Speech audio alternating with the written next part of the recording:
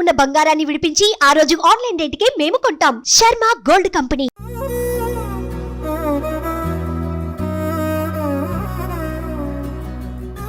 ప్రస్తుతం మనం ఈస్ట్ గోదావరి జిల్లాలో ఉన్నటువంటి అంతర్వేది అనగానే అందరికీ గుర్తొచ్చేస్తుందిగా లక్ష్మీ నరసింహస్వామి దేవాలయంలో ఉన్నాం.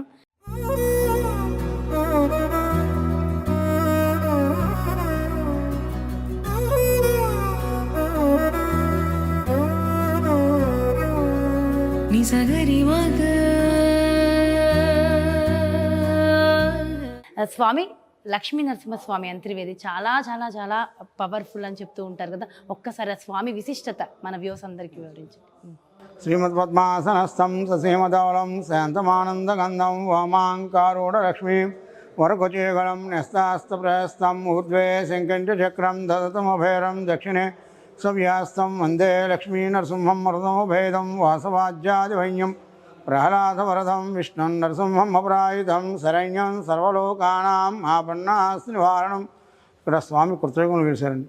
అసలు స్వామివారికి నడవడానికి కారణం ఏంటంటే, కృతయుగంలో సప్త మహర్షులు సప్తపాయులు తీసుకొచ్చారు. రాజమండ్రి నాసికా త్రయంబకంలో గోదావరి పుట్టింది. అక్కడి ఉపనదులన్నీ కలుస్తూ రాజమండ్రి దాకా ఒకటే పాయి కింద వచ్చింది. అక్కడే సప్త మహర్షులు సప్తపాయులు తీసుకొచ్చింది. ఈ ఆఖరపాయి వశిష్ఠ మహర్షి వారు తీసుకొచ్చి అందరూ ఇక్కడ సాగర సంగమం చేసి వశిష్ఠాశ్రమం ఏర్పాటు చేసుకుని లక్ష్మీనరసింహస్వామి గురించి తపస్సు చేసుకుంటూ ఉండారు వశిష్ఠ మహర్షి వారు. అప్పుడు రక్త విలోచనైన రాక్షసుడు వశిష్ఠ మహర్షి వారి సంతానాన్ని నాశనం చేస్తే అరుంధతి దేవి ఆయన భార్య, ఈరోజు నా సంతానం నాశనం చేశాడు, రేపు నన్ను కూడా చంపేస్తాడు, అందుకు కాబట్టి మనం వేరే చోటకి వెళ్ళిపోయి తపస్సు చేసుకుందాం అందుకండి అరుంధతి దేవి. ఇప్పుడు అన్నట్టు అలా కాదు, వీడిని లక్ష్మీనరసింహస్వామి సంహరించాలి, అందుకని స్వామివారిని ప్రార్థిస్తానని లక్ష్మీనరసింహస్వామి ప్రార్థిస్తే స్వామివారి ప్రత్యక్షమయ్యి ఈ రక్త విలోచనైన రాక్షసులతో యుద్ధం ప్రారంభించారండి. యుద్ధం ప్రారంభించిన రాక్షసత్వం పెరుగుతోంది. ఈ రాక్షసులు ఎలా పెరుగుతున్నారని లక్ష్మీనరసింహస్వామి వారి దివ్య దృష్టిలో చూస్తే వీడు నీలకంఠేశ్వరం బ్రహ్మ తపస్సు చేసి వరం పొందినట్టండి. ఆ వరగర్వం చేత వీడిని కింద సంవరించడం కష్టం అనుకుని అతను ఆకాశం మార్గం యుద్ధం చేయాలని నిశ్చయించుకుని అశ్వరూఢాంబికని ఒక మాయశక్తిని రూపొందించారు. ఆవిడనే గుర్రాల కంటే ఇక్కడ మైలు దూరంలో ఉంది దేవాలయం. సరే గుర్రం మీద వచ్చిందా, ఏమి నేను పిలిచిన కనిపితే ఈ ఆకాశానికి భూమికి మధ్యలో నాలుగు జాపి యుద్ధ భూమి అంతా తిరుగుతుండే కింద నేను రాక్షసుని ఆకాశ మార్గంగా యుద్ధం చేస్తాను, అప్పుడు పైన రక్తాన్ని తాగేసి పిప్పిలాంటి కింద పాడేయమని చెప్పారటండి. సరే స్వామివారి గరుడ వాహనుడే రాక్షసుని ఆకాశ మార్గం యుద్ధం చేస్తుంటే ఈ అశ్వరడాంబిక రక్తం లాంటివి తాగేసి పిప్పిలాంటి కింద పాడేసింట. అలా కొంతసేపటికి యుద్ధం పూర్తి అయిపోయింది. సరే నేను వచ్చిన కార్యక్రమం పూర్తి అయిపోయింది కదా, నేను అంతర్ధానం అయిపోతున్నాను, నీకేం కావాలి కోరుకున్నట్టు వశిష్ఠ మహర్షిని నేను ప్రతినిత్యం కూడా అర్చన చేసుకున్నాగా శాంత స్వరూపంతో కానీ వశిష్ఠ మహర్షి వారు ప్రార్థిస్తే ఆయన ప్రార్థనపూర్వకంగా స్వామివారు ఇక్కడ వెలిశారు. అంతే అంతా ఆదిశక్తిని కూడా ఈ రాక్షసరత్నం లోపల ఈడ్చుకోలేకపోతున్నా నాకు గత్యంతరం అడిగింట. ఆలయానికి ఉత్తరంగా వదిలిపెట్టామన్నట్టు. ఇక్కడి నుంచి అమలాపురం దగ్గర బెండమూరం గ్రామం ఉంది, అక్కడ ఒక రక్తతుల్య అనేది కింద ఏర్పడింది అంతాను. ఇది కలియుగంలో ప్రజలు భయపడతారంటే నేను కలియుగం వచ్చేది దీంట్లో కూర్మాతం కింద ఇస్తాను, అప్పుడు ఈ రక్తం అంతా కూడా జలం కింద మారిపోతుంది స్వామివారు కృతయుగంలో చెప్పారు. సరే కృతయుగం త్రేతాయుగం వచ్చేది రావణాసుని చంపిన బ్రహ్మహత్యాదోషం పోవడం కోసమని రావణ వారు కోర్టు శివలింగ గారు బ్రిటిష్ స్టేషన్లో వచ్చినట్టుగా ద్వాపరయుగంలో అర్జునుడికి తీర్థయాత్ర ఇక్కడ వచ్చినట్టుగా చెప్పబడుతుంది.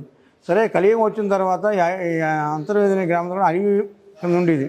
ఇక్కడ కేశవదాసపురం 8 కిలోమీటర్ల దూరంలో ఉంది.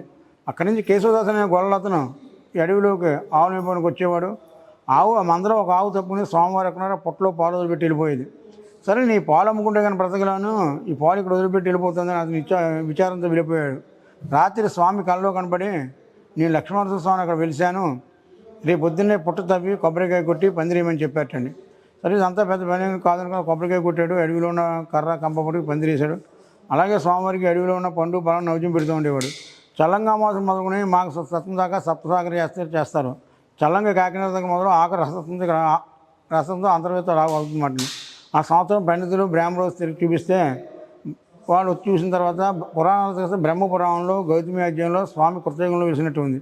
సరే వచ్చిన ఒక ఆయనపై ద్రౌపదీప నైవేద్య కార్యక్రమాలు ఏర్పాటు చేసుకున్నారు. అదే సంవత్సరం పెద్దాపురం మహారాజా వారు కూడా వచ్చారట, వాళ్ళని తీసుకొచ్చి చూపించారట. చూపిస్తే అడవిలో ఉన్న మాలన్నీ గుడి కట్టుకోండి మీరు రాతితో కట్టి స్వామితులు మాకు చెప్పారు. ఇంత గుడి ముందు కర్రతో కట్టారు. కర్ర అవడం వల్ల కొన్ని సంవత్సరాలు ఎండకిండి వాన తెలిసిపోయేటప్పటికి ఇది శిథిలావస్థకు వచ్చి అచ్చుకుడు ఈ గొల్ల చిన్న గ్రామం కింద గ్రామంలో పెద్దలు దేశాటం బయలుదేరారు. అమలాపురం దగ్గర వాళ్ళరేమన్న గ్రామం ఉంది. అక్కడ కొపనాథి ఆదినారాయణ కుమారు ఆదినారాయణ ధనవంత తెలిసి వాళ్ళ దగ్గరికి వెళ్ళి అడిగట, అయ్యా దేవాలయం చరిత్ర ఇది, మీలాంటి దాతలు గుడి కట్టించాలని. మాకు కట్టించే సామెత ఉంది, కానీ మా వాళ్ళు వ్యాపారరీత్యా బయటికి వెళ్ళాయి, ఆ గమ్యానికి చేరలేదు, ఇక్కడ చాలా కాలం గతించిపోయింది, మీ దేవుడు మహాత్యం అనుకుంటే కనుక వాళ్ళ రేవుకి వస్తే ఆ వాళ్ళలో ఎంత దానం వస్తుందో అంతను పెట్టి గుడి కట్టించేస్తానని ఆదినారాయణ వెళ్ళిన వాళ్ళు మాట ఇచ్చారటండి. సరే అంతా జరిగేది కానీ వాళ్ళు వెనక్కి తిరిగి వచ్చేసారు. రావాల్సిన ధనం కంటే రెట్టింపు ధనం వాళ్ళ రేవుకి వచ్చాను మొన్నటి పొద్దున నౌకర్లు వచ్చి చెప్పారట. నిన్న జరిగిందంతా వీళ్ళందరికీ చెప్పి మనందరం భార్య బిడ్డలు వెళ్ళి అంతర్వేది లక్ష్మీనరసింహ గుడి పూర్తి చేయాలని చెప్పారటండి. కొంత గుడి కట్టి ఆయన పోయారు, ఆయన కుమారు కృష్ణమ్మ గారు కట్టించారండి. ఈ గుడి 1745 శాలవన్ సంఖ్య కదా, మన కీర్తి సంఖ్య 1823 సంవత్సరం అయిందన్నమాట అండి. ఇప్పుడు 200 సంవత్సరాలు పూర్తయింది దేవాలయం కట్టి.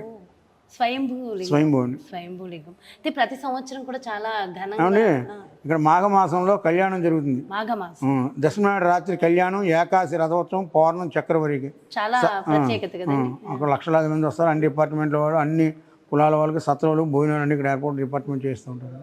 అయితే ఇక్కడ సముద్రము గోదావరి సముద్రం కలిసి ఉంటుంది, ఆ విశిష్టత ఏంటండి? అదే కృతయుగంలో అదే రాజమండ్రి దాకా ఉపనదులని కలుస్తూ వచ్చాయండి. అక్కడే సప్తమహర్షులు సప్తపాలి వచ్చి ఇక్కడ సముద్రంలో కలిపి వశిష్ఠ మహర్షి వారి ఇక్కడ తీసుకొచ్చి సముద్రంలో కలిపి సాగర సంగమం చేశారన్నమాట అండి. అది ప్రత్యేకమైన. ఇక్కడ ప్రతినిత్యం కూడా విష్ణాలయంలో మనకి ఎక్కడా కూడా అభిషేకాలు ఉండవు. ఇక్కడ ప్రతినిత్యం కూడా ఉదయం 5:30 నుంచి 6:30 దాకా స్వామివారికి అభిషేకాలు జరుగుతాయి. ఆ టైంలో కూరమతం చదువు. ఎందుకంటే కృతయుగంలో చెప్పాను కదా మీకు, కూరమతం సరే కలియుగం వచ్చిన తర్వాత దాంట్లో కూరమతం ఎత్తారు స్వామి. ఎత్తిన తర్వాత అంతా జలం కింద మారిపోయింది. ఒక జాలర్ మత్స్యముల కోసం వదిలేసుకుంటే మత్స్యములు పడకుండా ఈ కూరమాతారం వచ్చి పడి ఇట్టండి.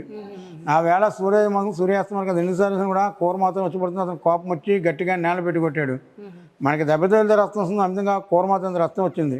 ఈ రాడేమిటి రక్తం రావడం ఏంటంటే రక్తాన్ని చూసి అతను మైకింగ్ కమ్మి పడిపోయాడు.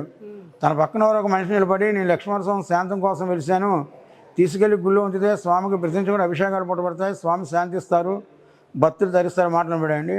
అప్పుడు తీసుకొచ్చి ఇక్కడ నుంచారు. అప్పటి నుంచి కూడా ప్రతి నుంచి కూడా అభిషేకం జరుగుతుంది స్వామికి. విష్ణాలయాల్లో ఎక్కడ కూడా అభిషేకం జరగడం లేదు. ఏదైనా సంక్రమణం కానీ పర్వదినాలు కానీ వస్తేనే అభిషేకం జరుగుతుంది. ఇక్కడ ఈ కూర్మాతంలో జరుగుతుంది. మరియు శ్రీకాకుళం జిల్లా శ్రీకూర్మం, అక్కడ కూర్మోత్సవం మరో అక్కడ కూడా ప్రతి నుంచి కూడా అభిషేకం జరుగుతుంది. తర్వాత ఇక్కడ వచ్చిన వాళ్ళకి కోరికలు నెరవేరాయి అని ఎవరైనా చెప్పిన వాళ్ళు ఉన్నారండి? చాలా మంది ఉన్నారు. అంతే కట్టుకుంటూ ఉంటారు. నిజంగా అంటే ఫలితం వస్తుంది, సమస్త దోషాలు పోతాయి అండ్ మంచి జరుగుతుందంటే ఏదన్నా హ్యాపీగా స్వామి వారికి ఏదైనా చేసుకోవచ్చు. అండ్ చాలా చాలా బాగా వివరించారు గురువు గారు. Thank you so much. నమస్కారం. చూసారు కదండి అంతర్వేది లక్ష్మీ నరసింహస్వామి వారి విశిష్టత ఎంతో చక్కగా వివరించారు కదా. స్వయంభూగా వెలిసినటువంటి ఆ స్వామి మహత్యం విన్నారు కదా. సో ఖచ్చితంగా మరి కుదిరిన వాళ్ళందరూ ఇలాంటి లక్ష్మీ నరసింహస్వామి దేవాలయానికి అయితే వచ్చి దర్శించుకోవాలి. అయితే ఇంకా డీటెయిల్డ్గా విశిష్టంగా అసలు ఈ లక్ష్మీ నరసింహస్వామి విశిష్టత ఏమిటి, ఎలాంటి రెమెడీస్ చేసుకోవడం వల్ల మనకున్నటువంటి సమస్త దోషాలు తొలగిపోతాయి అనేది డీటెయిల్డ్గా ఒకసారి భాను కోటేశ్వరి అమ్మ మాటల్లో తెలుసుకుందాం. నమస్తే అమ్మ. జై శ్రీరామ్. శ్రీమాత్రే నమః. శ్రీ గురుభ్యో నమః. అమ్మ చాలా సంతోషంగా ఉంది కదా అంతర్వేది ప్రశాంతంగా ఉంది. దర్శనం కూడా ఎంత ప్రశాంతంగా అయింది. అండ్ ఇక్కడ ఉన్న వాతావరణం అంతా చాలా డివైన్ కదా. చాలా ఆధ్యాత్మికతను సంతరించుకుంది. మనసుకి అసలు ఒక వేరే లోకంలో వచ్చేసినట్టు, కృతయుగంలో నిజంగా వచ్చినట్లు అనిపిస్తుంది. అండ్ ఇక్కడ ఈ మనుషులందరూ కూడా కల్మషం లేని మనుషులు, అంతా చాలా బాగుంది. అయితే గోదావరి జిల్లా వాళ్ళు అంటేనే కల్మషం లేని మనుషులు ఉంటారు కదా. అది ముఖ్యంగా కొన్ని ప్లేసెస్ లో ఉన్న వాళ్ళు నిజంగా కూడా అలా ఉంటారు, బోళాగా ఉంటారు. అవును. అయితే ఇక్కడ లక్ష్మీ నరసింహస్వామి అంటే లక్ష్మీ నరసింహస్వామి అనగానే మీరు ఆల్రెడీ ఇంతకు ముందు చెప్పున్నారు, విపరీతమైన కష్టాలు, విపరీతమైన బాధలు ఇలా ఉన్న వాళ్ళకి ఆ నరసింహస్వామి దర్శనం చాలా మంచిది అని. అయితే ఈ లక్ష్మీ నరసింహస్వామిని దర్శించుకునే విధానం, ఇక్కడ రెమెడీస్ ఏమైనా చెయ్యాలి అంటే ఎలాంటివి చేసుకోవచ్చు? తప్పకుండా జాహ్నవి. అయితే మీరు అన్నారు లక్ష్మీ నరసింహస్వామి ఆ విపరీతమైన బాధల్ని తొలగిస్తారని ఇందాక మీరు చెప్పారు అని చెప్పి. అయితే ఇక్కడ స్థల పురాణం ఇందాక అర్చక స్వామివారు మనకి ఆల్రెడీ చెప్పే ఉన్నారు. వశిష్ఠ మహాముని వశిష్ఠ గోదావరి అంటారు. ఇప్పుడు మనం బీచ్కి వెళ్ళబోతూ ఉన్నాం, దాన్ని వశిష్ఠ గోదావరిని తెచ్చి ఇక్కడ సముద్రంలో కలిపి ఇక్కడ ఆయన చాలా కాలం తపమాచరించారు. ఆ విశిష్టత అంతా కూడా ఇందాక అర్చక స్వామివారు చెప్పారు కదా. అది ఇక్కడ మనం తెలుసుకోవాల్సింది ఏంటంటే జాహ్నవి, స్వామివారు ఎంత దయాళు అంటే, వశిష్ఠ మహర్షి అంటే మనందరికీ తెలుసు కదా ఎంతటి మహాముని. ఆయన పిలిచినా పలుకుతాడు, అంతటి మహామునులు. చిన్ని బాలుడైన భక్త ప్రహ్లాదుడు పిలిచినా పలుకుతాడు. అంటే వయోభేదం లేదు, భగవంతుడికి వయోభేదం ఉండదు. భక్తితో ఆర్తితో పిలిస్తే నేను పండితులకే పలుకుతాను, పామరులకే పలకను అన్న విషయము స్వామివారి దగ్గర ఉండదు. మనం ఇప్పుడు చూసుకుంటే కనుక విపరీతమైన, ఇప్పుడు ప్రహ్లాద చరిత్ర మనందరికీ తెలుసు కదా. ఇక్కడ స్థల పురాణం కూడా మనం తీసుకుంటే వశిష్ఠ మహాముని తపం ఆచరించేప్పుడు విశ్వామిత్ర మహర్షి మరియు వశిష్ఠ మహాముని ఇద్దరికి కొంచెం విభేదాలు వచ్చి విశ్వామిత్ర మహర్షి రక్త విలోచనుడు అనే రాక్షసుని వశిష్ఠ మహాముని దగ్గరికి పంపించి ఆయన కొడుకుని సంహారం చేయించారు. మరి బిడ్డలు చనిపోవడం అంటే ఎంత కష్టం జాహ్నవి, ఎంత కష్టం కదా, చాలా కష్టం కదా. అలాంటి కష్టం నుంచి విముక్తి చేసి ఆ రక్త విలోచనుని హతమందించిన బంగారు స్వామి లక్ష్మీ నరసింహస్వామి, ఇక్కడ వెలిసిన లక్ష్మీ నరసింహస్వామి. అలానే మనం ప్రహ్లాద చరిత్ర తీసుకున్నా కూడా కన్న తండ్రి, ఎవరో కాదు, శత్రువులు అంటే అదొక దారి, కన్న తండ్రితోటి మృత్యుగండం అనేక సార్లు మృత్యుగండాన్ని ఎదుర్కొని బయటపడ్డ చరిత్ర మనకి భాగవతంలో కూడా కనిపిస్తుంది, మనకి ప్రహ్లాద చరిత్రలో అది తెలుస్తుంది. అంటే అలాంటి మృత్యుదోషం నుంచి బయటపడేసిన స్వామి చిన్న చిన్న కష్టాలు ఏవైనా కూడా ఆయనకి అసలు లెక్క కాదు. ఎవరైతే బాగా శత్రుభీతితో బాధపడుతున్నారో, ప్రత్యేకించి శత్రువులతోటి ఇబ్బంది పడుతున్నారు, శత్రుభీతితోటి కొంతమందికి కొన్ని అనుమానాలు ఉంటాయి, ఏమన్నా ప్రయోగాలు జరిగాయా, మేమేమన్నా అలాంటివి ఏమన్నా జరిగాయా, ఇలాంటి సందేహాలు చాలా మందికి తలెత్తుతుంటాయి. అలా తలెత్తినప్పుడు చక్కగా ఇక్కడికి వచ్చి లక్ష్మీ నరసింహస్వామి వారిని దర్శనం చేసుకుంటే ఎలాంటి దుష్ట శక్తులైనా సరే ఆయన ఖండించి పడేస్తాడు సుదర్శన చక్రంతో. ఇందాక అర్చక స్వామివారు మనకి శంకు చక్రం అవన్నీ స్వామివారు చూపించారు కదా, చూపించారు. కానీ మూల విరాట్ స్వయంభూగా వెలిసిన స్వామి కాబట్టి అంటే కొంచెం కెమెరాల్లో బంధించడం కరెక్ట్ కాదని కూడా చెప్పారు. అఫ్ కోర్స్ మనం అలాంటి ప్రతిమలకి మనం ఆ వాల్యూ ఇవ్వాలి. సో కొన్ని ఆ దేవాలయాల్లో వాళ్ళకు ఉన్నటువంటి దాన్ని మనం గుర్తించి వచ్చి స్వయంగా దర్శించుకుంటే బాగుంటుంది. సో ఈ ప్రాంగణాన్ని మనం దర్శించిన ఆ స్వామివారిని దర్శించినట్టే దీని తర్వాత డైరెక్ట్గా వచ్చి ప్రత్యక్షంగా మేబీ స్వామివారిని దర్శించుకునే యోగం కూడా కలుగుతుంది. ఇక్కడ సంకల్పం ఉండాలి కానీ స్వామి వేలు పట్టుకుని నడిపిస్తాడు ఎక్కడికైనా, హిమాలయానికైనా సరే ఎక్కడికైనా సరే. అయితే ప్రత్యేకించి స్పెషల్గా ఈ రోజుల్లో స్వామివారిని దర్శించుకోవాలని ఏమైనా ఉంటుందా? పౌర్ణమి రోజు, ఏకాదశి తిథి రోజు, ప్రతి నెల స్వాతి నక్షత్రము స్వామివారి జన్మ నక్షత్రం, లక్ష్మీ నరసింహస్వామి వారి జన్మ నక్షత్రం. స్వాతి నక్షత్రం రోజు వచ్చి అంతర్వేది అంటే ఇక్కడ లోపల వేదిక ఉంటుంది కాబట్టి, హోమ వేదిక ఉంది కాబట్టి, అంతరాలయంలో ఉంది కాబట్టి దీనికి అంతర్వేది అన్న పేరు కూడా నామకరణం రావడం జరిగింది.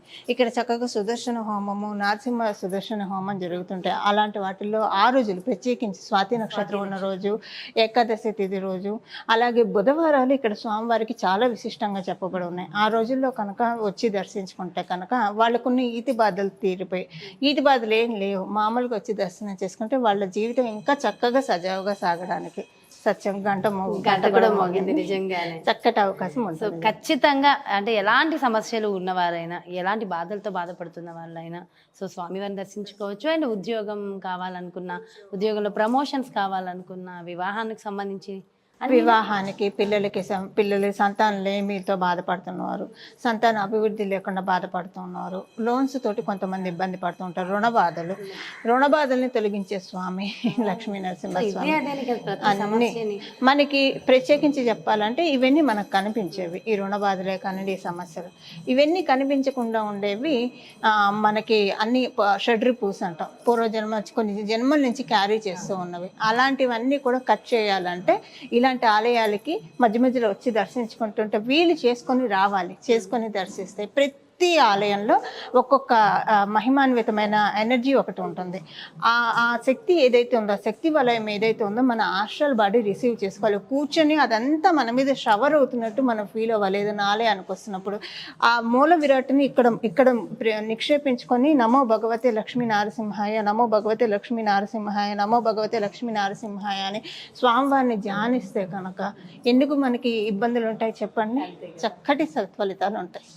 అయితే సోమవారం శివుడికి, మంగళవారం ఆంజనేయ స్వామికి, బుధవారం అయ్యప్పకి, ఇలా ఒక్కొక్క రోజు ఒక్కొక్క దేవుడికి మనం చెప్తూ ఉంటాం. మరి అలా లక్ష్మీ నరసింహస్వామికి ఏ రోజు? మంగళవారం. మంగళవారం.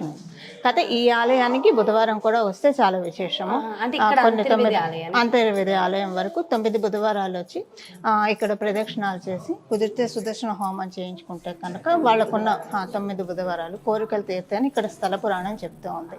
సో అలా కాకపోతే లక్ష్మీ నరసింహస్వామి వారికి మంగళవారం చాలా విశిష్టమైన రోజు. అవన్నీ వింటుంటే కూడా చాలా బాగుంది. అండ్ మనకున్నటువంటి సకల సమస్యలు, సకల దోషాలు తొలగడానికి, ఉన్నత స్థితికి మనం వెళ్ళడానికి ఖచ్చితంగా ఉపయోగపడుతుంది. చాలా చాలా చాలా చక్కగా వివరించారు. మరి అలాగే మనం సముద్రం దగ్గరికి కూడా వెళ్దాం, ఖచ్చితంగా అక్కడ ఉన్నటువంటి విశిష్టతను కూడా తెలుసుకుందాం. అండ్ స్వామివారి విశిష్టతను ఎంత చక్కగా వివరించారు. Thank you so much. నమస్తే. సర్వే జన సుఖినో భవంతు. మంగళం. నమో భగవతే వాసుదేవాయ. చూసారు కదండి, మరి అంతర్వేది లక్ష్మీ నరసింహస్వామి యొక్క విశిష్టత. ఏ విధంగా మనం ఆ స్వామివారిని కొలుచుకుంటే మనకున్నటువంటి సమస్త సకల దోషాలు తొలగిపోతాయి అనేది చాలా వివరంగా వివరించారు. అదేవిధంగా చాలామంది మనం రెమెడీస్ అంటూ ఉంటాం, రెమెడీస్ కూడా ఎంతో చక్కగా వివరించారు కదా. ముఖ్యంగా ఏ ఏ రోజులు మంచిది, ఏ నక్షత్రం రోజు స్వామివారిని మనం కొలుచుకోవడం ఇంకా ఇంకా మంచిది అనేది డీటెయిల్గా ఎక్స్ప్లెయిన్ చేశారు.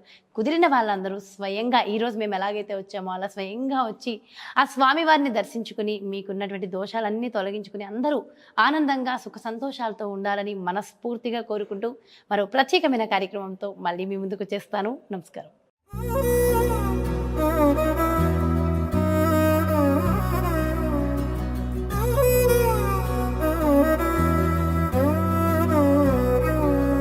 నిసగరి మగ